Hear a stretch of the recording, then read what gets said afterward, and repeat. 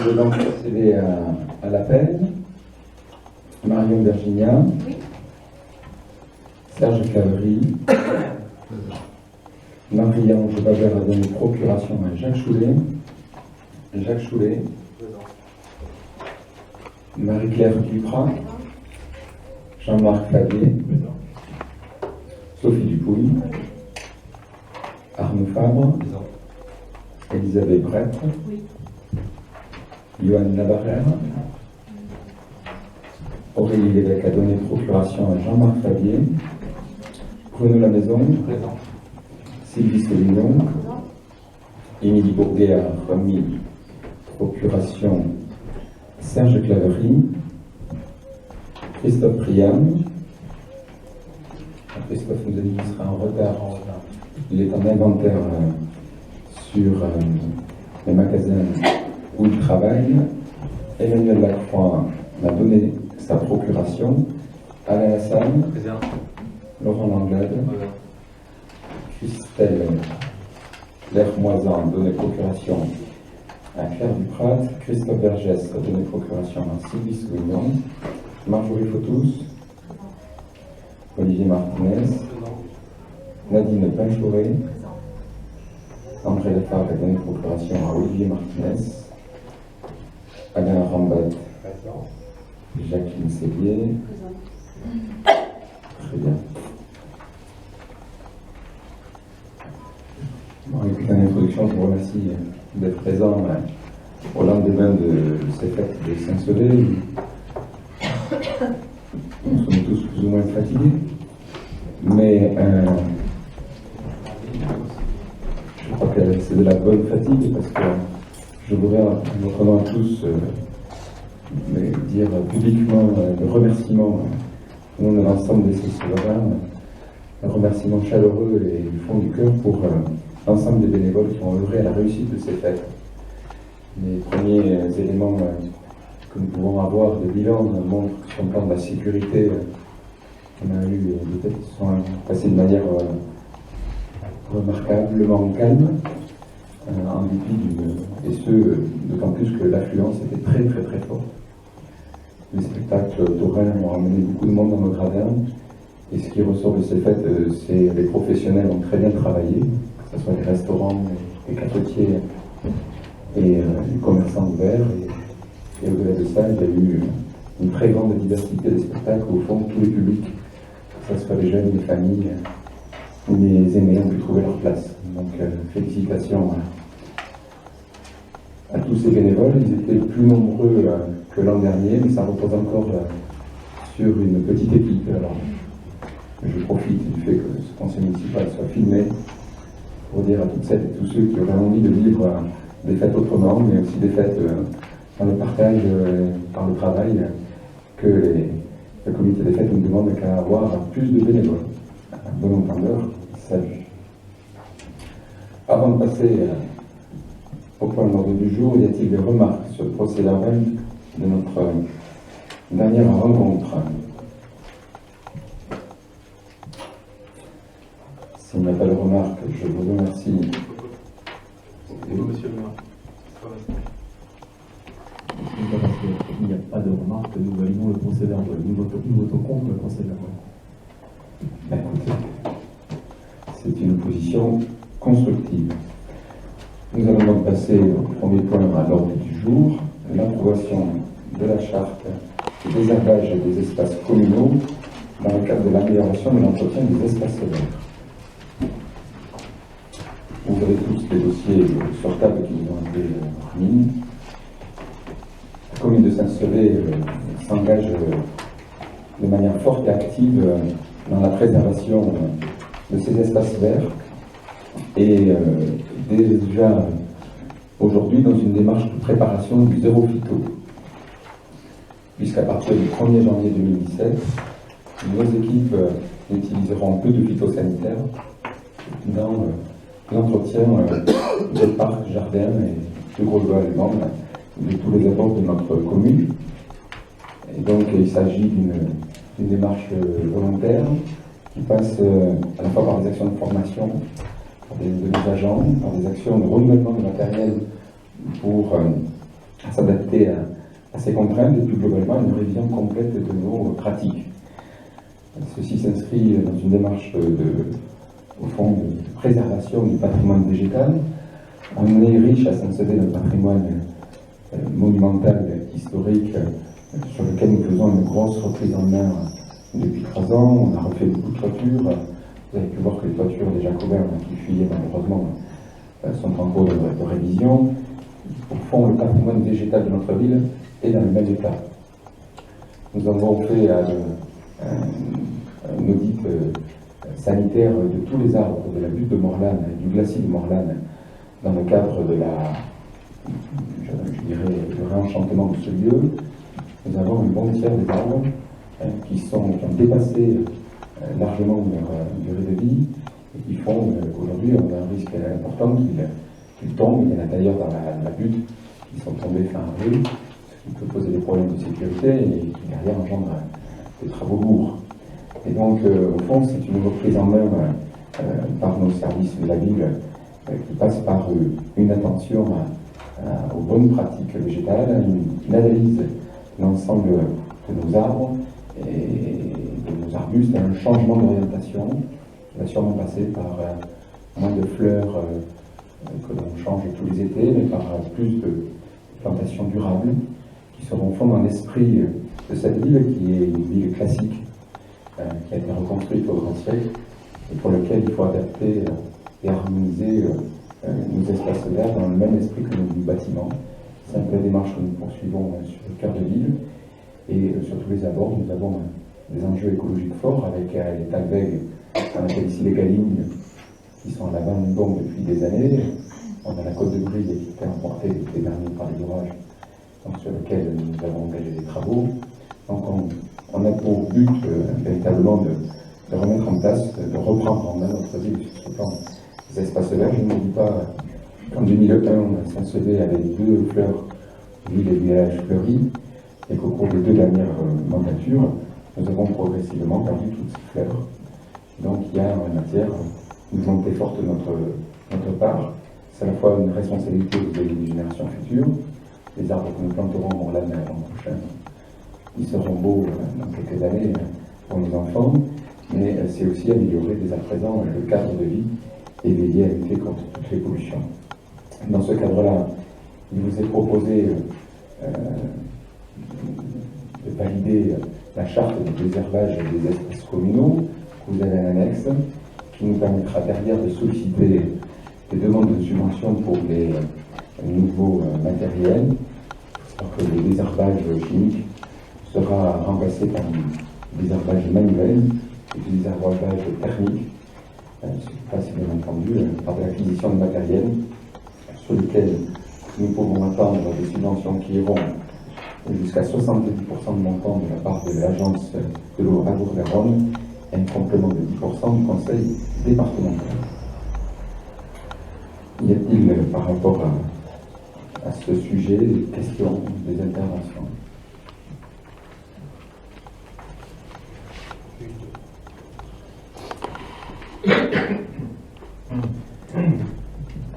Oui, c'est vrai que c'est un cœur de nuage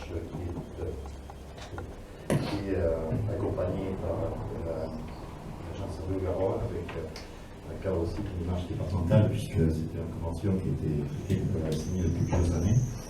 Et c'est vrai que ça engendre, enfin, ce sont des équipements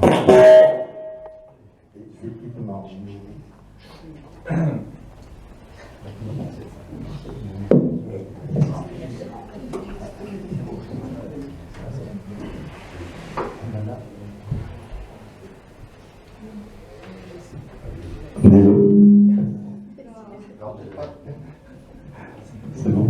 Voilà, désolé pour. Voilà, donc ce que je disais, c'est que c'est vrai que ça engendre des technicités nouvelles, et je pense qu'il sera important de pouvoir sensibiliser. Ça a déjà été commencé, je crois, nos équipes à ces nouvelles pratiques, puisque c'est quand même assez. Bon, c'est un peu plus compliqué.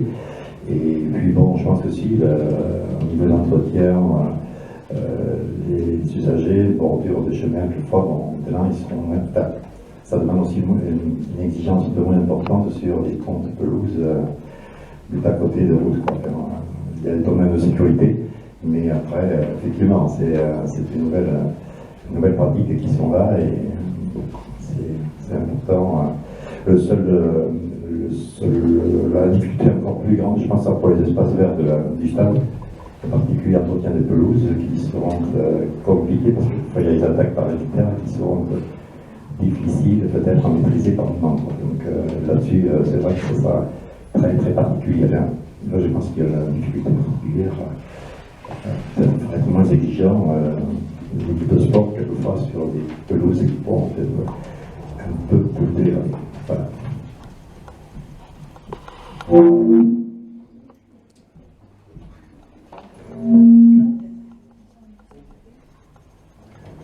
Sans micro, on n'entend plus rien sur la vidéo. Sur les derniers conseils municipaux, on a beaucoup de gens qui assistent au conseil municipal au travers de la restitution par la vidéo. Mais on va y arriver. Ça nous fait. Je tiens à corroborer tout à fait ce que tu disais, à indiquer que l'effort que font les villes ne viennent qu'en complément des efforts que font le monde agricole. Je sais que la Fédération des CUMA du département est très proactive en la matière. Dans le cadre du Grenelle 2 de l'environnement, un plan Éco-Phyto 2018 a été mis en œuvre en 2008, dans lequel les professions cherchent à réduire drastiquement l'utilisation du phytosanitaire et effectivement, ne plus recourir à des phytosanitaires, ça oblige à être plus technique, à réapprendre la nature et à être de véritables professionnels. Et nos équipes se sont lancées dans un vrai plan de formation, je tiens à le remercier, qui passe par de la remise en cause des pratiques. Et on a bien entendu dans cet esprit-là un responsable d'espace vert qui nous a rejoint l'automne dernier, qui vient compléter la palette des compétences de nos équipes. Y a-t-il par rapport à ce sujet des votes contre, des abstentions? Je vous remercie de cette belle unanimité. Deuxième point à l'ordre du jour, nous allons mettre en place une convention pour la mise à disposition de la piscine municipale au profit d'un maître nageur. Ce maître nageur, nous le connaissons tous, il œuvre depuis plus de 30 ans à Saint-Sevé. C'est lui-même qui m'a appris à nager. Je ne suis pas encore noyé, donc ça doit être un bon maître nageur. Je ne nage plus, je flotte. Et au fond, ces cours faits par Marie Pepin sont réalisés par lui-même en dehors des temps de travail, puisqu'il est aussi agent municipal en charge de la gestion des équipements sportifs.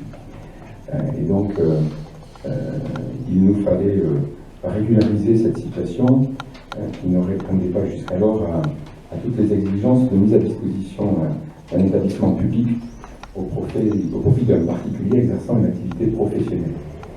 Et donc, dès lors, Marie Pépin, qui exerce sous statut d'auto-entrepreneur cette activité, va faire l'objet avec la ville d'une convention qui va tout d'abord définir le paiement d'une redevance, qui est obligatoire dès lors qu'il y a une activité rémunérée qui se fait dans un établissement public. Et elle vient également clarifier les responsabilités liées à cette activité et ainsi offrir un cadre d'intervention respectant le cadre juridique pour toutes les parties. Le montant de la redevance, on l'a mis parmi le plus bas de ce que nous pouvions faire, puisque la logique veut que cette redevance soit calculée par rapport au prix de revient de l'équipement, bien entendu. On l'a fait au montant le plus modeste possible, de 300 € par saison. Les accompagnants continueront à rentrer dans la piscine de manière gratuite. Et il y a un rappel au fond de toutes les conditions de sécurité liées à cette activité, un maximum de utilisateurs en même temps, et tout ça fera l'objet d'une charte qui sera affichée à la piscine. Et donc, je remercie Madame Destrade pour œuvrer pour que ces conventions de charte viennent mettre totalement en norme tout ce qui se pratiquait et assurer la garantie que tout se passe bien cet été, que nos jeunes continuent à apprendre à nager dans la piscine municipale de Saint-Sevé. Y a-t-il par rapport à ça des questions? S'il n'y a pas de questions, je vous propose de passer au vote. Y a-t-il des votes contre? Y a-t-il des abstentions? Et je vous remercie de cette unanimité. Troisième point à l'ordre du jour, c'est l'approbation d'un avenant en moins-value sur le marché d'assurance des risques statutaires. Nos services ont réussi, et je tiens à nous en remercier, à négocier ce qu'on avait prévu à la fin de la commission d'appel d'offres, à laquelle l'opposition était bien entendu associée, qui avait eu lieu en mois de décembre sur l'attribution de l'assurance par rapport au risque d'arrêt de travail. Vous n'êtes pas sans savoir que jusqu'à fin 2015, la mairie n'était pas couverte pour les arrêts de travail de courte durée et que ça posait une difficulté. Pour chaque fois que nous avions un arrêt de travail ordinaire, il fallait payer la masse salariale en plus. Et donc, ce qui pouvait poser problème et qui expliquait que par le passé, les arrêts de travail étaient rarement remplacés. Afin d'offrir un service public de qualité, quels que soient les aléas, on fait le choix d'intégrer ce risque-là dans le risque couvert et de permettre ainsi de remplacer les arrêts maladie ordinaires. Pour autant, nous avions eu, de la part de la CNP, une excellente offre sur ce risque-là, très compétitive.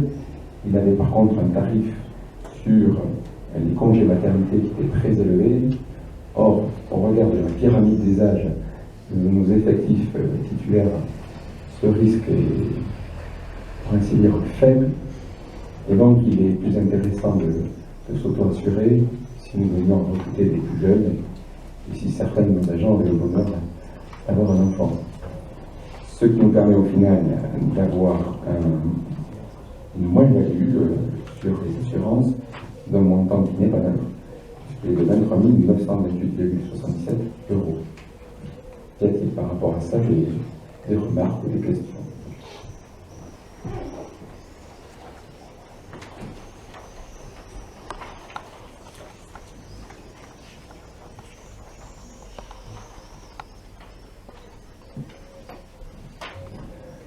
Bien, mais s'il n'y a pas de questions, je vais procéder au vote. Y a-t-il des votes contre? Y a-t-il des abstentions? Je vous remercie de cette belle unanimité. Je tiens là encore à remercier Béatrice Lestrade qui nous a fait profiter de son expérience en tant qu'ancienne responsable de notre grosse collectivité des marchés des assurances, puisque toutes ces négociations, tout cet accompagnement renouvellement s'est fait sans recours à des prestataires extérieurs, comme ça peut se faire dans d'autres collectivités, ça s'est fait par le passé.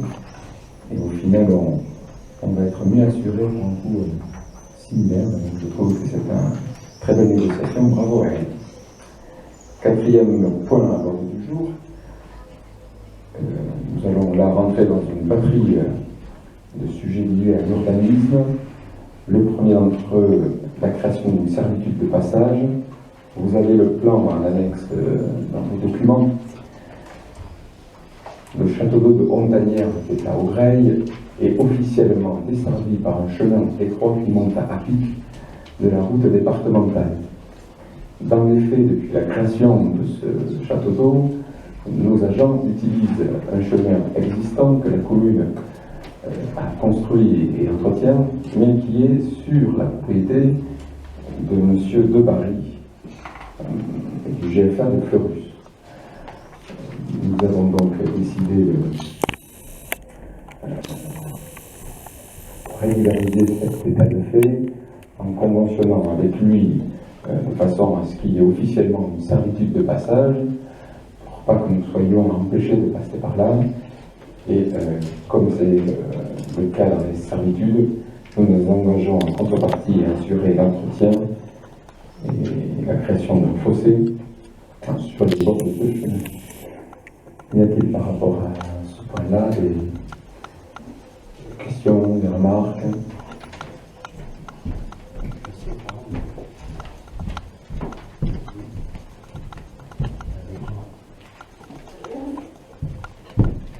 Oui, par rapport à ce chemin, j'avais pu comprendre que lors d'une séance municipale, je ne sais pas, c'était il y a 2 ou 3, on avait fait un échange avec le terrain, puisqu'il avait un chemin qui cultivait depuis X années, qui était le chemin de, je ne sais plus, où il y a l'ancienne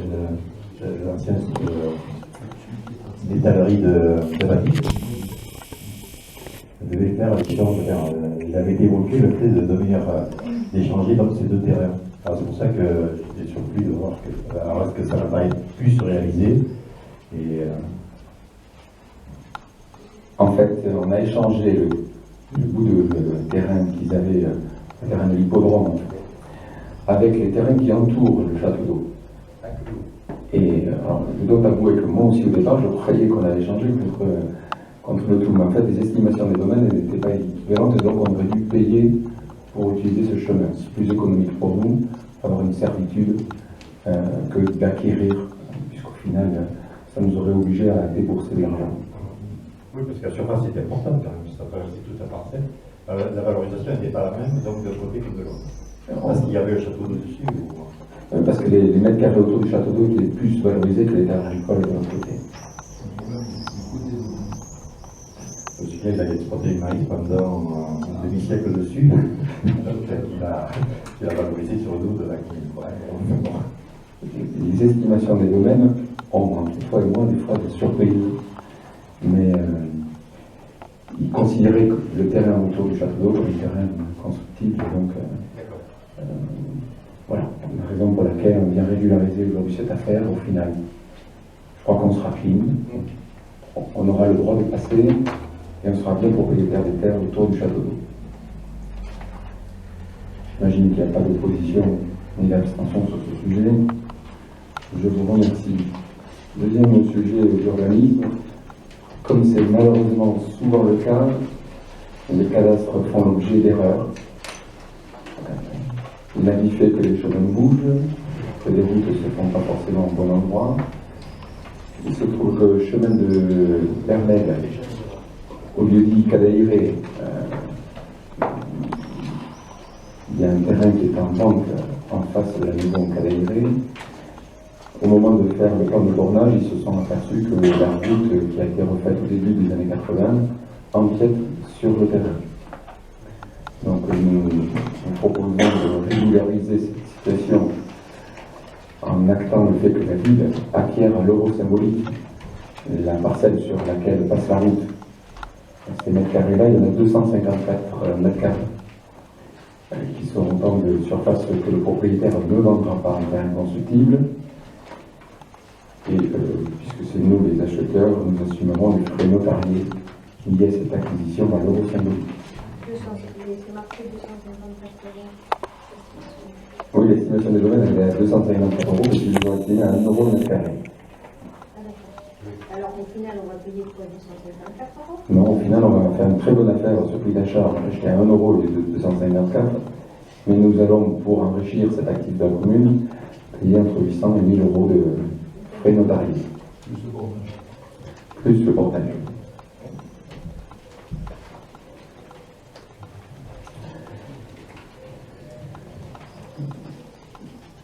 Nous n'avons pas engagé de recours contre la BDE quand elle a fait la route à l'époque, mais ça remonte à 30 et 40 ans. Y a-t-il par rapport à ça des oppositions, des abstentions? Je vous remercie. Toujours dans les questions à caractère d'urbanisme, on se propose d'officialiser la dépose de la ligne d'éclairage public de l'escalier de la gare. Pour quelle raison? Il est en totale obsolescence, il est dangereux. Non seulement les lampadaires complètement obsolètes, mais les canalisations d'alimentation seraient tout à refaire si on voulait rééclairer cet axe-là. Peut-être qu'à terme, dans un cadre de rénovation de ces quartiers, nous pourrons être amenés à mettre un système d'électrification, on peut envisager des photovoltaïques ou des choses comme ça. À court terme, au regard du danger, le plus logique serait d'autoriser le CIDEC à venir déposer cette ligne d'éclairage public. C'est suite à leur demande. Ça se fait à leur demande d'ailleurs. Y a-t-il des oppositions, des abstentions? Je vous remercie. À la demande de RDF, c'est le point 7 à l'ordre du jour, nous avons 2 poteaux électriques qui sont sur des parcelles constructibles. L'une d'entre elles d'ailleurs est une parcelle qui a fait l'objet de la délibération sur la route qui était sur son terrain, qui ne sont plus raccordées. Et donc il faut que nous prenions une délibération pour autoriser ERDF à enlever ces 2 poteaux qui ne servent plus à rien. C'est la loi des conseils municipaux. On est amené des fois à prendre des délibérations sur des sujets très pratico-pratiques et anecdotiques, mais ERDF ne peut pas les enlever sans notre autorisation. Y a-t-il des oppositions, des abstentions? Je vous remercie. Ils les enlèvent en mettre d'autres? Non. Parce que l'ERDF a laissé un poteau électrique sur le bord du chemin de Delbernel, devant mon hangar. Il est là depuis un certain nombre de semaines. Et oui, qu'est-ce qu'ils pensent en faire? Bon, moi, je pense que ça peut être dangereux aussi pour les voitures qui arrivent et À mon avis, ils vont le monter. Hein? À mon avis, ils vont le mettre quelque part. Où, je ne sais pas. Oui, en fait, ça fait un moment que Parce qu'ils avaient déjà. alors, Ils avaient déjà changé un. oui, À mon avis, ils vont changer un autre. Nous poserons la question à l'ERDF. Point 8 à l'ordre du jour. Comme chaque été, il y a des postes, oui, on a. Point 8 à l'ordre du jour, création d'emplois temporaires dans le cadre d'accroissement d'activité. Chaque été, nous offrons la possibilité à des jeunes de la commune de vivre une expérience professionnelle en venant suppléer des projets plus importants d'été et en permettant de faire face au surcroît de travail lié notamment à l'événementiel et aux espaces verts. Et donc, comme chaque année, nous prenons une délibération en la matière. Pour la deuxième année consécutive, les contrats ne seront pas de 1 mois, comme évoqué hier en commission financière, de 3 semaines, puisqu'on fait face à un afflux de candidats de plus en plus important. Et donc, ça nous permet de prendre un tiers de candidats en plus. Nous avions 15 candidats au budget. Comme on a, fin juin, fait des économies sur la masse salariale par rapport à ce qui était budgété, on se propose d'en prendre 2 de plus. Et comme ça, on a pris quasiment tous les jeunes de 17-18 ans qui étaient postulés à Saint-Sevé. Parmi eux, il est annoté qu'il y a 5 jeunes filles. 5 jeunes filles. Par le passé, c'était réservé à des garçons. Mais là, le poste d'accueil à la piscine sera assumé par 3 d'entre elles. Et il y en a 2 qui rejoignent les espaces verts. Je tiens à faire remarquer que Serge a passé les entretiens avec Lionel Diaz de tous ces jeunes, et donc ils ont pu aussi avoir une expérience d'entretien professionnel, une embauche. Dans les règlements en vigueur à la pratique, nous avons été amenés à refuser des jeunes qui avaient déjà bénéficié d'un contrat, de façon à ce que ça ne permette année après année de passer un maximum de jeunes. Nous avons été amenés à, suite aux entretiens, à refuser les jeunes qui avaient 16 ans, de façon à donner la priorité à ceux qui avaient plus de 16 ans, qui sont dès lors plus matures, et certains d'entre eux qui ont déjà le permis de conduire, ce qui facilite l'organisation de nos équipes. Y a-t-il par rapport à ça des oppositions, des abstentions? Je vous remercie. Le point 9 à l'ordre du jour sera retiré.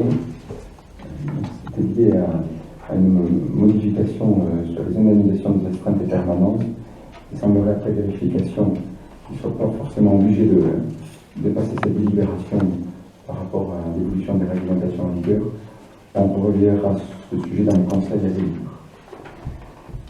Toujours dans les créations d'emplois temporaires, dans le cadre d'accroissement d'activité, la piscine, puisque chaque été nous avons un deuxième SAN. Donc nous allons le prendre sur une durée qui ira du 1er juillet au 31 août 2016. C'est pour une fois un jeune de Saint-Sevé d'ailleurs, ce qui n'avait pas été le cas depuis longtemps. Y a-t-il par rapport à ça des oppositions, des abstentions? Je vous remercie. Point 12 à l'ordre du jour. L'approbation de la convention entre la ville de Saint-Sevé et le Centre intercommunal d'action sociale au sujet des tarifs de cinéma Mediaset. Il s'agit de faire bénéficier d'un tarif spécial les citoyens de Saint-Sevé et de la commune des communes de Cap de Gascogne.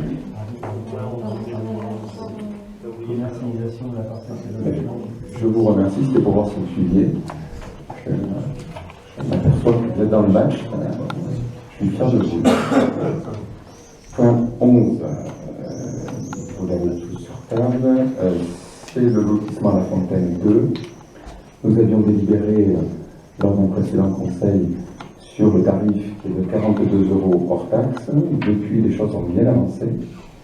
Nous avons deux terrains sur 3 sur lesquels nous avons un engagement d'achat qui reste évidemment finalisé sur le plan administratif, une réservation ferme, des fins de simplification de gestion. Il vous est proposé de délibérer aujourd'hui pour ratifier le prix de vente de TTC, puisqu'on est dans un régime de TVA sur la marge, donc de 42 € hors taxe donne lieu à un 47,36 €, toute taxe comprise. Ça nous permettra de le vendre directement en TTC. Et sur le dernier lot qui reste à vendre, 1000 m² de terrain, c'est une opération à saisir. C'est celui qui est à l'opposé du chemin de Saint-François, le plus calme sûrement. J'en profite pour faire la promo. Profitez-en, il reste quelques jours pour pouvoir l'acheter. Y a-t-il par rapport à ce prix des gens qui seraient contre, des gens qui s'abstiennent? Je vous remercie.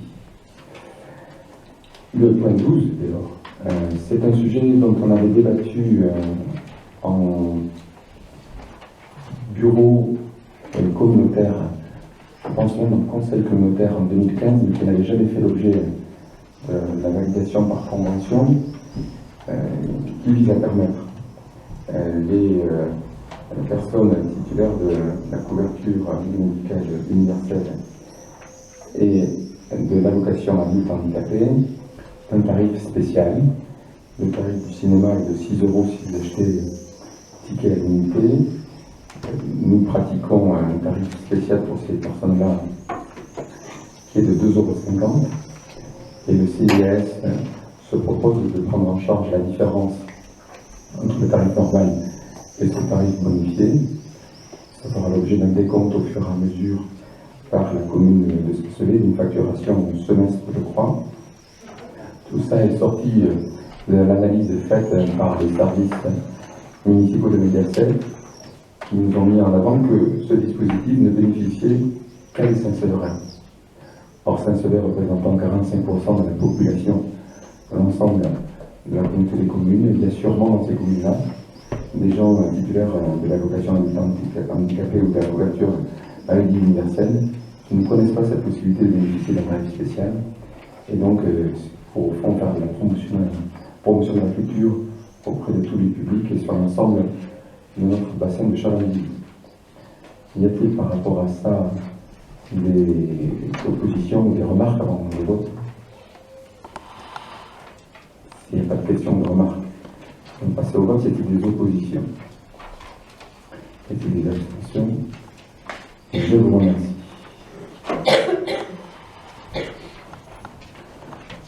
Le point 13 à l'ordre du jour, deuxième désignation de candidat retenu au dispositif de la bourse au permis de conduire, notre BEPC à nous. Les jeunes que nous avions validés dans la première sélection, dans le dernier conseil, ont déjà pour une certaine partie d'entre eux fait leur engagement bénévole au sein du cinéma. Je dois pouvoir dire que ça s'est très bien passé. Je remercie les équipes de Mediaset qui ont fait un gros travail de formation, d'accompagnement. C'est pour tous ces jeunes-là souvent la première expérience professionnelle. C'est aussi, on commence à avoir des retours de jeunes qui amènent leurs copains. C'est aussi une manière, ou leur famille, vient de faire la promotion de notre cinéma local. Et donc, je vous ai proposé là déjà de retenir toute une série de deuxième équipage de bénévoles. Il y en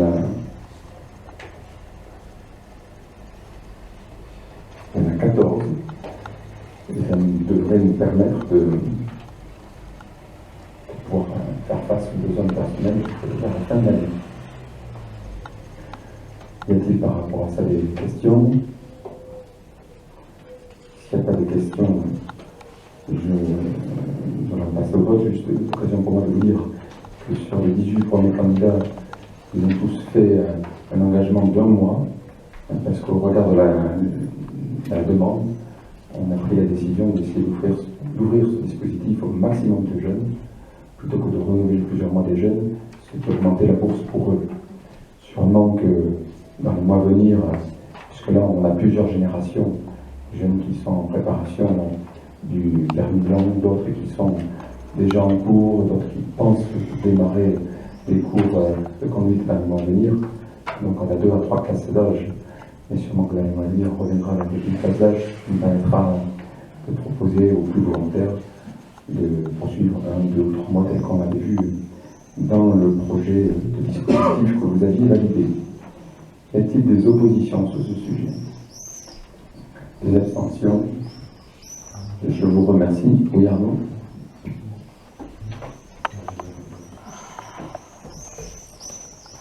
Alors, Arnaud voulait dire qu'il souhaiterait que les jeunes aient un badge avec leur prénom et... Non, pas leur prénom, c'est comment de BEPC. C'est public et je trouve que ça serait bien par rapport à ça, c'est vrai, qu'ils puissent se dire c'est des jeunes dispositifs. Très bien. Point 14 à l'ordre du jour. Approbation de la convention de partenariat public-public avec la communauté d'agglomération du Grand Axe pour les échanges de moyens techniques et humains, propreté urbaine pendant les fêtes. Vous devrez tous remarquer pendant les fêtes de Saint-Sauvé quel point cette année ça sentait bon. Quel point c'était propre. Je veux dire à partir de 8h30, 9h le matin. Et non pas entre 4 et 5h le soir. Mais tout ça fait l'objet. Je n'ai pas que perdu ma voix, j'ai aussi perdu mes horaires. Mais tout ça ne peut se faire qu'au prix de moyens techniques importants. Et moi je me réjouis que les villes qui organisent des fêtes et les villes taurines se prêtent entre elles du matériel. La communauté d'agglomération du Grand Axe nous met beaucoup de matériel à disposition. Je tiens ici à les remercier du fond du cœur. En contrepartie, on leur prête également du matériel de notre ville. Et donc, il vous est proposé une convention qui vient donner un cadre légal à la mise à disposition de nos matériels auprès de la ville de Dax. Y a-t-il par rapport à ça des oppositions, des abstentions? Je vous remercie. Nous allons maintenant rentrer dans des délibérations à caractère de subvention. Vous m'aviez transmis le pouvoir de faire les dépôts de subvention de façon à ce qu'on n'ait pas à chaque conseil à passer ces délibérations, ce qui peut dans certains cas nous faire perdre du temps et retarder le démarrage de certains travaux. Il se trouve que le conseil départemental souhaite qu'il y ait une délibération à chaque fois. Donc, nous venons maintenant passer les délibérations relatives aux subventions que nous demandons au conseil départemental. La première d'entre elles, le point 15, c'est la demande de subvention pour les écoles municipales. C'est en particulier, bien entendu, le complément de travaux à Pérali, puisque nous avions fait un dépôt de dossier sur les travaux de 2015 qui concernaient de mémoire les aspects extérieurs de la cantine. Et nous avons, sur cet exercice, poursuivi par la rénovation intérieure de beaucoup de bâtiments et la création d'une cantine aux normes que nous inaugurerons début septembre. Y a-t-il par rapport à cette demande-là des remarques? Si pas de remarques, nous allons passer au vote. Y a-t-il des gens qui sont contre? Des gens qui s'abstiennent? Je vous remercie de cette unanimité. Deuxième point, toujours dans le même ordre, c'est la demande de subvention par rapport aux installations sportives. Je ne reviendrai pas sur les différentes installations sportives qui font l'objet de ces travaux cette année, puisqu'on a débattu plusieurs fois dans les conseils municipaux. Ils font l'objet d'une demande de DETR et également d'une subvention du conseil départemental. Y a-t-il par rapport à ça des oppositions, des abstentions? Je vous remercie de cette unanimité. Point 17. La demande de subvention au titre de la DETR pour la rénovation des écoles communales et des centres techniques municipaux. Nous avons eu des salles de la préfecture. La DETR sera délibérée sur ce sujet-là en septembre. C'est la raison pour laquelle on vous passe maintenant. Y a-t-il des oppositions sur ce sujet? Des abstentions? Je vous remercie. Point 18 à l'ordre du jour. Alors, le glacis de Morlagne, c'est bien de la même famille que glacial. Donc, c'est avec un CIS, page 47. C'est une demande de DETR qui sûrement rentrera dans l'enveloppe de DETR de 2017. Mais nous vous la soumettons au vote là, de façon à voir s'il y a un reliquat de budget pour l'intégrer dans la DETR. C'est la dotation d'équipement des territoires ruraux. C'est la principale subvention de l'État pour accompagner les projets des collectivités locales. Je vous rappelle que nous prévoyons de refaire le parc jardin public de Morlagne, ainsi que la place qui a vocation à retrouver cette physionomie du démarrage du siècle dernier, avec un mail, avec des platanes taillés en terrasse. Et un gros travail a été fait de façon à préserver ce qui fait que ce site est aujourd'hui un site naturel classé et inscrit, c'est-à-dire à la fois le point de vue sur la vallée et sur la plaine au nord, mais également, lorsqu'on se retourne, la vue sur les toits de la ville et l'abbatiale. Donc, nous sommes passés en commission nationale des sites le mardi 14 juin, et le projet a été validé à l'unanimité par les membres de cette commission, reconnaissant ainsi la qualité du travail qui a été mené dans la définition, qui va générer de la part de nos équipes un gros travail, parce que l'abattage des arbres, l'évolution des espèces sur le glacis, pour qu'on ait plutôt des arbustes en haut, qu'on enlève ces acacias qui sont des plantes invasives, le tout sans recourir à des phytosanitaires, demandera un travail sur plusieurs années. C'est nos équipes qui vont le faire en interne. Tout ça ne peut pas se faire sans financement. Il vous est donc proposé de m'autoriser à demander 40% de subvention au titre de la DETR sur cette opération, qui s'élèvera à 271 000 €, plus le travail fait en régie par nos équipes. Y a-t-il des oppositions? Y a-t-il des abstentions? Je vous remercie. 19e point à l'ordre du jour. Vous vous rappelez l'an dernier que nous avions passé un marché pour la cuisine centrale dans la ville des propriétaires. Ce marché avait été passé sur une durée courte, de 15-16 mois. Nous avions opté pour cette durée courte, en à voir si le recours à un prestataire nous permettrait de répondre aux difficultés que nous avions connues précédemment, sachant qu'en démarrage de mandat, on s'était à la fois engagé sur un impératif d'amélioration de la qualité des repas pour nos aînés et nos enfants, mais que nous nous interrogions sur la possibilité de le faire tout en ayant un prestataire extérieur. Et nous étions allés à Mont-de-Marsan, à Aire, en différents lieux pour voir comment ça fonctionnait. On avait été assez séduits par le fonctionnement en régie, par la cuisine centrale de Mont-de-Marsan. ou à Mont-de-Marsan, ils sont en capacité d'acheter toutes les matières premières avec lesquelles ils composent les plats. L'expérience avec le prestataire actuel, API, nous a montré qu'on pouvait avoir, y compris dans le recours à un prestataire privé, une amélioration très forte des repas, une totale transparence sur les recettes, une utilisation garantie de produits locaux et une utilisation de produits frais. Donc nous avons fait le choix de garder ce système où les agents qui travaillent à la cuisine centrale sont bien des agents de la ville, où les matériels et l'entretien locaux est à la charge de la ville, et on fait appel à un prestataire extérieur sur la composition du menu, la maîtrise sanitaire et en matière d'hygiène et d'achat CCP de l'ensemble du processus d'élaboration des produits, et en capacité d'achat, puisque c'est important si on veut avoir des bons prix de pouvoir acheter en gros, ce qui n'est pas la portée d'une collectivité comme la nôtre. Dès lors, nous allons partir sur un nouveau marché pour une durée de 5 ans. Il faut savoir que les 2/3 des repas qui sont réalisés par la ville dans ces locaux sont au final achetés par le Centre intercommunal d'action sociale, en portage de repas à domicile pour nos aînés, en livraison de l'EHPAD, également en fourniture du centre aéré.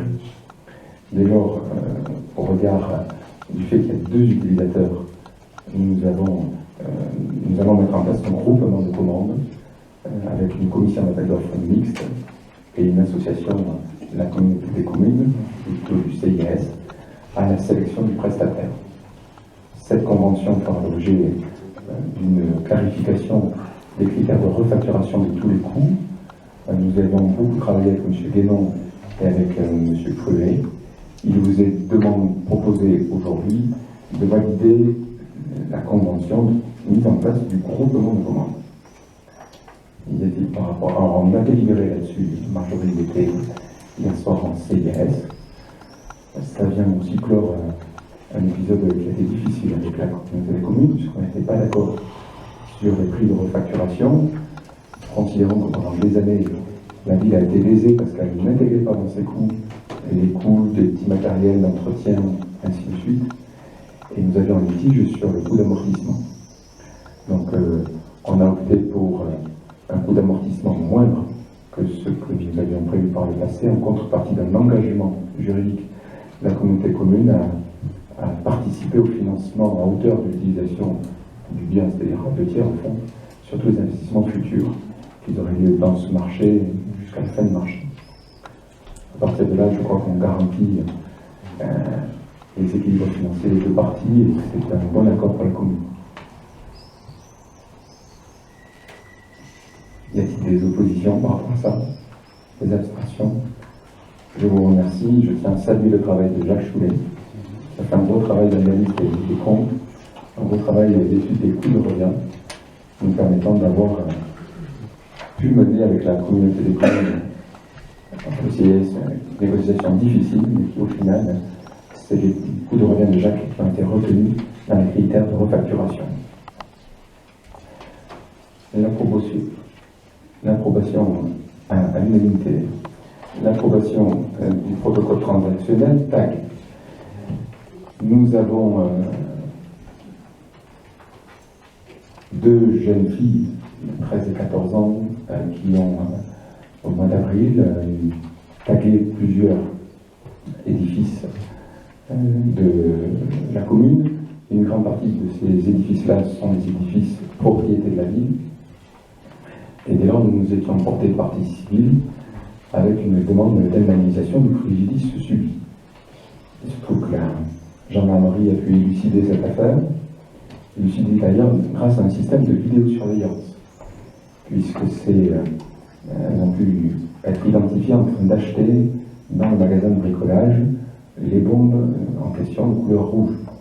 Tout ça pour vous dire que la vidéosurveillance qui a été en débat dans ce lieu est une vraie assistance à la résolution des affaires, raison pour laquelle la préfecture et la gendarmerie est très favorable à ce que les communes mettent en place des vidéosurveillances, comme nous avons pris la décision de le faire la dernière fois. Ces jeunes filles se sont rapprochées avec leur famille de la mairie de demander pardon, de demander à réparer. Donc, en contrepartie, nous avons retiré la demande d'indemnisation, en contrepartie qu'elle procède au nettoyage, ce qui a été fait, et ce qui a été fait encadré par le personnel de la ville sur 4 demi-journées. Tout ça, on vient le régulariser au fond après coup. Nous n'avions pas de possibilité, on ne voulait pas faire beaucoup de publicité non plus là-dessus, mais il va faire l'objet d'une approbation du protocole transactionnel qui va me permettre de retirer la plainte d'indemnisation financière qui était de 1 500 €. Et je tiens à remercier ces jeunes filles qui, je crois, n'avaient pas mesuré sur le moment ce qu'elles faisaient et qui ont fait preuve de maturité dans la manière dont elles ont réagi derrière. Y a-t-il des abstentions, des oppositions? Je vous remercie. Il nous reste dès lors 2 points dans le jour. 3. 2. Il vous est proposé en délibération numéro 21 de prendre une décision en matière de politique d'enseignement musical à Saint-Sevé.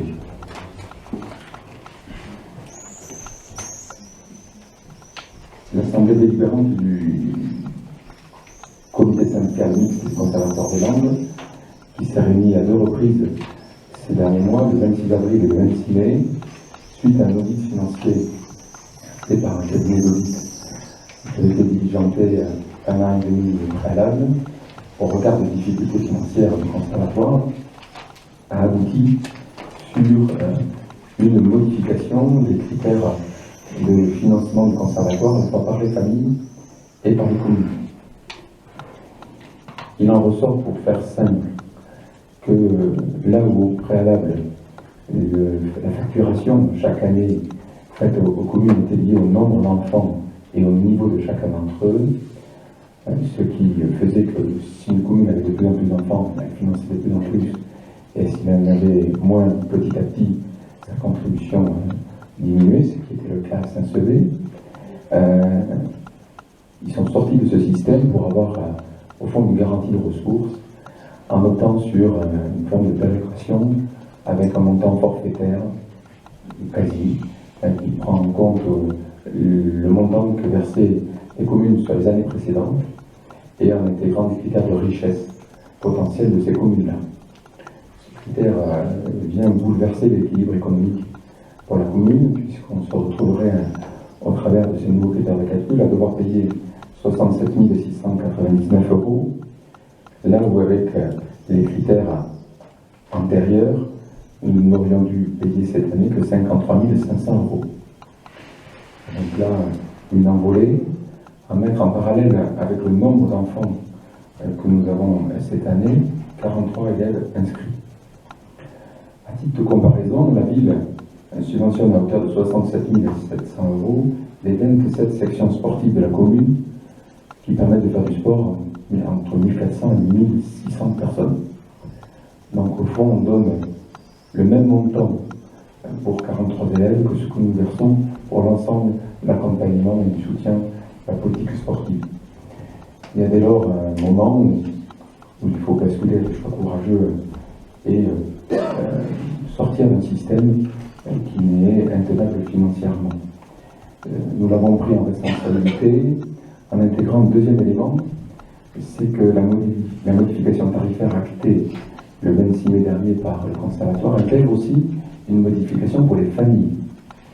Jusqu'alors, la contribution annuelle était de 245 € et dorénavant, elle va prendre en compte le quotient familial et le quotient familial et donc les revenus des parents. Au regard de l'étude que nous avons faite sur les familles qui avaient aujourd'hui des enfants scolarisés, elles ont un revenu moyen supérieur à la moyenne, donc elles allaient subir une forte augmentation des coûts à devoir payer au conservatoire. Pour toutes ces raisons, nous avons pris la décision de modifier notre politique en matière d'enseignement et de soutenir activement la richesse associative de notre commune.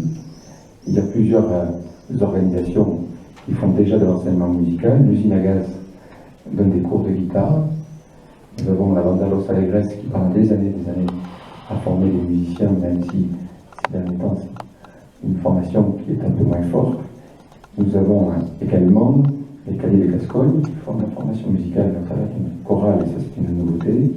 Et nous avons enfin l'école de musique du Cap de Gascogne, association qui s'est créée il y a 1 an et qui propose de la formation musicale de qualité avec du solfège et des cours de flûte, de saxophone, de trompette, de percussion, bref, tous les instruments d'harmonie, plus la guitare et le piano. Pour toutes ces raisons, nous partageons une idée qui est simple, c'est qu'il faut mettre les moyens de façon à ce que nous ayons plus de jeunes Saint-Séverin qui apprennent la musique. Et que donc on accompagne une politique forte en matière d'accès à la musique. Raison pour laquelle, à la rentrée, l'éveil musical qui a précédemment été réservé à 5 ou 6 jeunes par génération sera proposé à tous les enfants de la commune dans le cadre des TAP. C'est une volonté publique, gratuite, qui permettra à tous les jeunes de la commune qui sont à l'école publique d'avoir un accès sur une année à l'éveil musical. Deuxièmement, les jeunes qui, au terme de cet éveil musical, auraient une préappétence pour la musique, qu'ils puissent s'inscrire dans l'école associative, les écoles associatives existantes, qui proposent une formation musicale et ont vocation à former les enfants jusqu'en fin de 2e cycle, de façon à les préparer à l'entrée directe en 3e cycle au conservatoire.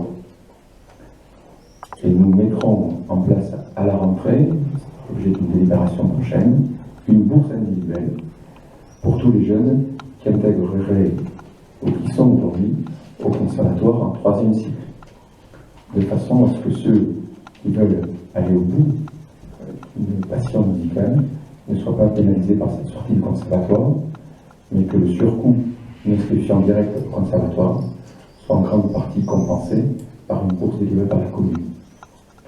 Au final, avec cette réorientation musicale, je pense qu'on prend le problème par le bon bout.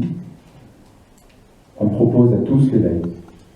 On propose des structures moins coûteuses pour le démarrage de la formation musicale. Une formation musicale de qualité qui va jusqu'en fin de 2e cycle, c'est-à-dire 8 années d'enseignement.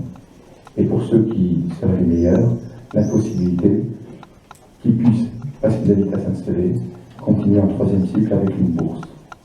J'espère que dans quelques années, au travers de ce choix de ce soir, nous ayons plus de musiciens qui puissent jouer dans les groupes de musique de l'Usinagaz, qui puissent renforcer la banda, qui puissent créer des formations d'ici l'année.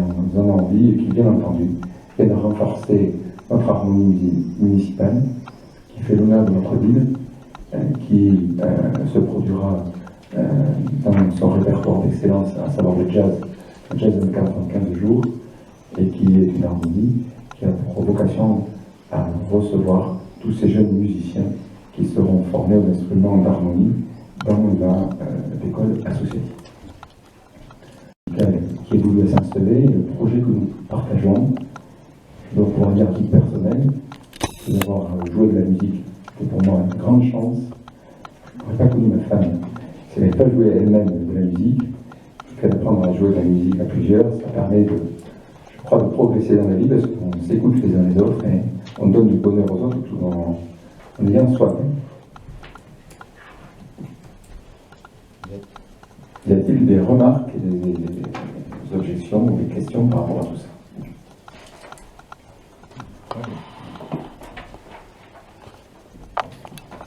Oui, monsieur le maire. Il faut vraiment ouvrir les oreilles et vraiment prendre ce qu'on entend. Alors, vous êtes un spécialiste du mensonge, mais alors, atteindre ce paroxysme, honnêtement, je vous reconnaîtrai un certain talent. Alors, on ne va pas rentrer dans des querelles techniques sur les nouvelles modalités de financement du conservatoire. Dans tous les cas de figure, ce que je peux dire, c'est que ce soir, votre position, votre choix, le choix qui est proposé, parce que j'ai la faiblesse de croire que certaines personnes autour de cette table vont peut-être enfin réagir, votre choix n'est dicté que par des considérations idéologiques et politiciennes. Rappelez-vous, l'année dernière, j'avais évoqué dans cette assemblée, il y a à peu près 1 an, la démarche que vous aviez entreprise. Vous m'aviez dit, vous nous aviez dit, qu'il n'était pas question de sortir du conservatoire. Or, qu'avez-vous fait pendant un an? Vous avez tout simplement sapé les bases, les fondements de la politique musicale de qualité qui a toujours existé à Saint-Sevé. Moi, je vous propose déjà de modifier le titre du rapport. On n'acte pas d'une nouvelle politique en faveur de l'enseignement musical. Là, on acte l'abandon d'une politique de qualité en matière musicale. Parce que vous pouvez raconter ce que vous voulez, votre choix est et reste un choix politicien. Je ne vais pas épiloguer longuement sur ce dossier, juste dire que, et je le dis publiquement, comme ça je pense que vous serez obligé d'accéder à ma demande, je vais quand même rencontrer, en tant qu'élu, représentant du département au conservatoire, l'ensemble des personnes touchées par cette mesure inique. Comment peut-on dire aujourd'hui à des personnes pratiquant de la musique qu'il faut les opposer à des personnes pratiquant des activités sportives, et parfois ce sont les mêmes personnes? Comment peut-on faire une démarche arithmétique quand on sait que, quand un enfant va faire du sport, l'éducateur, eh bien, même en respectant la réglementation, peut gérer plusieurs enfants? La musique, c'est pas l'usine. La musique, c'est un apprentissage individuel. Parce que l'individualisation de l'apprentissage en matière musicale, c'est un gage de qualité. Vous nous mettez en avant une association sortie dans le sait où, on le sait bien, on s'interroge encore et toujours qui fait quoi, avec quel professeur. On n'a toujours pas les montants qui, au final, seront prélevés sur le budget de la collectivité, puisque les nouvelles associations que vous souhaitez monter en parallèle devront inévitablement obtenir des subventions de la municipalité. Bref, vous faites un méli-mélo, vous essayez de trouver des solutions, une échappatoire, mais personne n'est dupe. Votre démarche, je le dis, je le répète, est une démarche politicienne. Ça n'est pas une démarche qui vous grandit. Je le répète aussi, aller expliquer, ce serait un choix courageux, n'est pas un choix courageux, absolument pas. Encore une fois, la facilité qui consiste à dire, nous allons détruire ce qui a fait l'âme musicale de notre vie. Et j'ai noté quand même, et je leur dirai à tous, que quand on explique que finalement certains ne soutiennent pas activement la richesse associative, puisque, comme vous opposez les gens, j'ai bien compris, cette information sera diffusée auprès des personnes qui, et elles sont nombreuses, sont absolument scandalisées de votre démarche. Je demande solennellement ce soir à ce que je puisse bénéficier d'une salle municipale afin que je puisse expliquer aux personnes concernées ce qu'il en retourne. Maintenant, nous ne participerons pas à cette mascarade. Ce n'est pas de la démocratie, c'est de la démagogie politicienne. Et à ce titre, nous ne participons pas au vote et nous quittons la séance.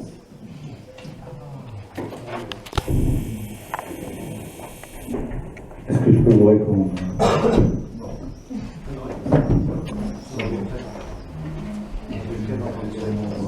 Écoutez, M. Martinez, La démocratie, c'est au moins l'échange. les salles municipales sont gratuites pour les formations politiques. Vous aurez tous les loisirs de faire de la politique sur ce sujet, ce n'est pas notre volonté. Je pense que tu peux faire une réponse du public et c'est important de ne pas arrêter.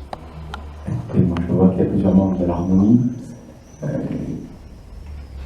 Nous n'avions pas prévu de sortir du conservatoire au départ, puisque l'idée qui était la nôtre, et c'était en totale transparence avec Michel Garcia et avec M. Bourg, le directeur du conservatoire, était de faire émerger une formation d'initiation à la musique sous statut associatif qui permettait derrière, dans un deuxième temps, pour ceux qui voulaient faire des instruments spéciaux ou d'aller plus loin, de rejoindre le conservatoire et au fond d'avoir une complémentarité des propositions sur la commune de Saint-Sevé. Les modifications des critères de calcul du conservatoire font que nous évoluons dans la manière dont on aborde la formation musicale. Moi, je n'en fais pas une affaire politicienne. Il y a des villes de gauche comme Montfort qui ont quitté le conservatoire. Il y a des villes de droite comme Agenot qui ont rejoint le conservatoire avec l'extension de la communauté commune. Ce n'est pas une affaire politicienne. Il y a par contre bel et bien un problème financier qui n'est pas neutre. 67 000 €, c'est autant. Je ne cherche pas à opposer. Puis c'est bien un garçon qui est mal placé pour opposer le sport et la musique. C'est moi-même, j'étais nul en sport et j'ai passé ma jeunesse à faire de la musique. Mais on ne peut pas, à un moment, ne pas prendre en compte des critères évidents. Les 67 000 €, c'est autant, effectivement, que ce qu'on met dans l'ensemble du sport. C'est aussi autant que tout ce qu'on met pour les temps d'activité préscolaire à l'année, ce qui concerne 3 heures d'activité pour 350 élèves toute l'année. Il y a donc, au travers l'organisation actuelle du conservatoire, des éléments financiers qui ne sont plus dans nos corps. Je demande à être jugé que sur une seule chose, c'est le nombre de musiciens que nous aurons dans 3, 4, 5 ans. Je suis convaincu que le choix que nous faisons ce soir nous permettra d'avoir plus que le nombre de musiciens formés en cours de formation, qui est aujourd'hui de 43 élèves. Et j'espère que l'avenir nous donnera raison, parce qu'on a envie qu'il y ait de la bonne musique à s'installer. Et bien entendu, je redis tout notre soutien à l'harmonie, que nous accompagnons et que nous apprécions, et nous serons à ses côtés, bien entendu. Je vous propose dès lors que nous passions au vote, puisque les gens de l'opposition quittaient les lieux, il y avait des gens contre. Je voudrais juste faire une toute petite remarque. J'ai fait juste indicater tout à l'heure. Et oui.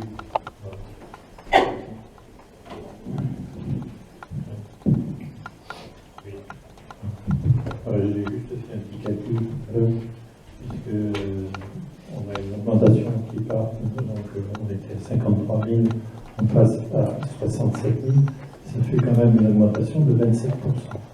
Pour une diminution d'élèves. Voilà. Donc je crois que c'est quand même quelque chose d'important à signaler.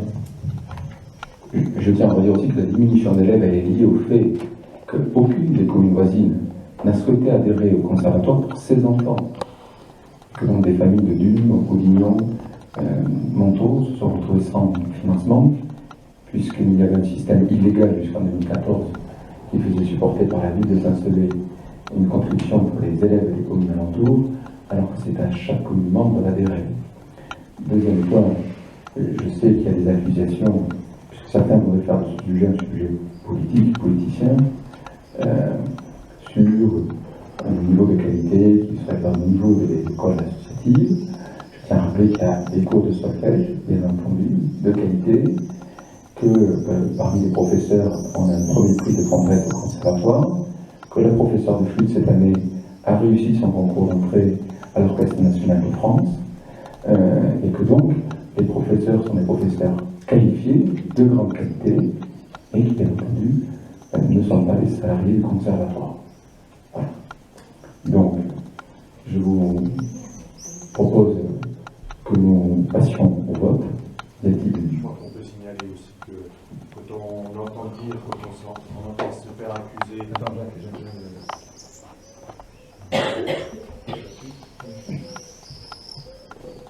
quand on entend dire, quand on se fait accuser de faire des choix qui sont basés uniquement sur la politique, je pense qu'il n'est pas non plus inutile de rappeler que la personne qui dit ça est, je crois, très impliquée au conservatoire de musique. Donc je ne sais pas où est l'histoire politique. Je ne sais pas qui fait de la politique dans cette histoire-là. On va pas rentrer dans ces considérations. En tous les cas, je peux pouvoir dire que le président du conservatoire, Paul Carrel, a été à notre attention avec Béatrice, avec Babé et moi-même, très à l'écoute, très dans la recherche de solutions. Nous avons un lui-même qui comprenait le réseau et très éloigné de cette posture, au fond, qui en refusant le débat prouve bien la faiblesse des arguments. Nous allons donc passer au vote. Y a-t-il des abstentions, des votes contre? Et donc, ça sera bien l'unanimité. Mais c'est l'unanimité parfaite. Et donc, je crois que pour l'histoire, on pourra dire que cette délibération a été votée à l'unanimité. Création, point 22, création d'emplois en CAE. Ce ne sont pas des emplois que nous pensons pourvoir à court terme, mais je vous demande la possibilité de les intégrer au tableau des effectifs. Nous avons notamment un de nos agents qui a un problème de maladie. Nous courons le risque qu'il ait un arrêt prolongé, et donc dès lors, nous prévoyons la possibilité de le remplacer s'il a besoin de donner à émerger. C'est donc 2 emplois en CAE. Et je vous rappelle que c'est des créations de possibilités de création d'emplois. Y a-t-il par rapport à ça des oppositions, des abstentions? Je vous remercie. Information sur les décisions prises par Monsieur le maire. Nous sommes une équipe au travail. Je voudrais ici témoigner des décisions que nous avons prises. Demande de subvention sur la toiture des Jacobins, une demande de subvention auprès de des directions régionales des affaires culturelles sur l'audit de sûreté des Jacobins, une demande de subvention auprès de la DRAC sur la toiture de la galerie sud cloître de l'abbaye bénédictine, c'est-à-dire cette aile de la mairie, demande de subvention de fonds de soutien à l'investissement public local au titre des écoles, du centre technique municipal, de la piscine, du dortoir des Jacobins, de la réhabilitation des halles et la place de marché, demande de subvention au fonds de soutien à l'investissement public local, l'aménagement de la terrasse Placide Morlane, demande de subvention pour la DRAC, conseil départemental, conseil régional pour la toiture des Jacobins, demande de subvention pour la DRAC, muséographie des Jacobins, demande de subvention pour la DRAC pour les travaux sur la chapelle des Jacobins, demande de subvention au fonds de soutien à l'investissement local et de DETR pour la terrasse Placide Morlane. Vous voyez bien en travers de ces décisions l'ampleur reprise en main du patrimoine de la ville et le nombre de dossiers de subventions sur lesquels nous nous activons de façon à aller chercher un maximum de financement. J'ai été amené à prendre une décision sur les tarifs forains et l'occupation du domaine public par le cafetier et les fêtes de la Saint-Jean. Et les 3 dernières décisions concernent la gestion de la dette.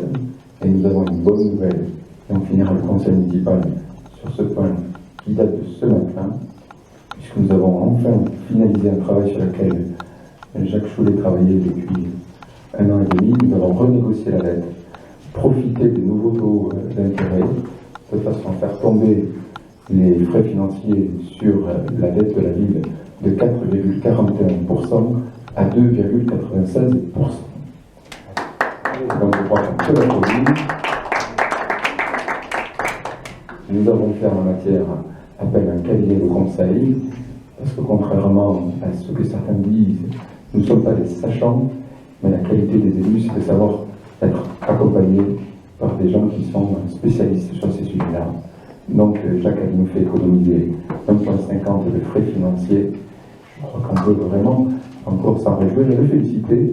Ça sera mon mot de conclusion. Non, un dernier point avant que nous quittions. Je dois vous informer d'une évolution des délégations au sein de l'équipe d'adjoints qui fait suite à un point, c'est que Johan Labarère, le plus jeune de notre équipe, se lance dans une activité complémentaire, puisqu'il crée un bar à vin à Mont-de-Marsan, où nous pourrons tous aller pour la Madeleine, c'est place Saint-Roch. Johan, on te souhaite bien entendu tous nos voeux de réussite. Tu nous avais informé de ce projet bien en amont dès l'automne dernier, et tu nous avais demandé de voir évoluer ta délégation, puisque tu t'occupais des fêtes et l'animation, ce qui est très lourd. Et donc, tu restes bien entendu conseiller municipal délégué, membre de l'équipe d'adjoints. Tu vas t'occuper du jumelage. Je tiens d'ailleurs à préciser que Pointe de la Reine est venu en délégation ce week-end et que nous avions la troupe folklorique de Pointé qui a pu participer à la cavalcade, et c'était là un point totalement nouveau, et je remercie tous ceux qui se sont déplacés à Pointé pour rendre cela possible. Donc il faut te remplacer sur les fêtes et animations. C'est une fonction lourde vu la richesse des événements sur Saint-Sevé, les événements à venir dont certains vont se créer d'ailleurs et seront très lourds. Et donc Serge Clavry a accepté de relever ce challenge.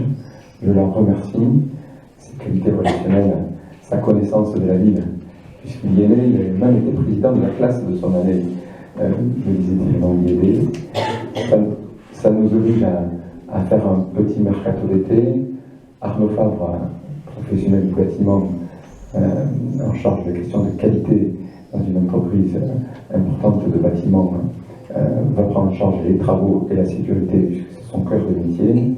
Quant à Claire Duprat, on ne le sait pas, mais elle a commencé par un CAPES d'anglais, un passé d'enseignante en anglais, et ancienne présidente du CIVU de Bretagne et Basse-France, va prendre les écoles, en plus de sa délégation développement économique.